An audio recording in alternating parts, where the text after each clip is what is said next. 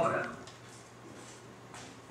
Přece nebudeme jen tak sedět s rukama v klíně a čekat, až Němci první zasadí úder. Dovolte, soudru, stavíme. Mně svěřená vojska jihozápadního směru jsou nyní schopná zasadit Němců předstihující úder. Jedná se o velkou útočnou operaci, kdy se naše vojska dostanou na linii Gomel-Kyjev.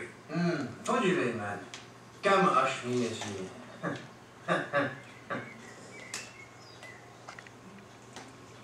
A co si myslí Žukov? Myslím, že v současné době nemůžeme provádět velké útočné operace, k tomu potřebujeme rezervy, které držíte vy, soudru Stalin. Rezervy potřebujeme k obraně Moskvy. Tedy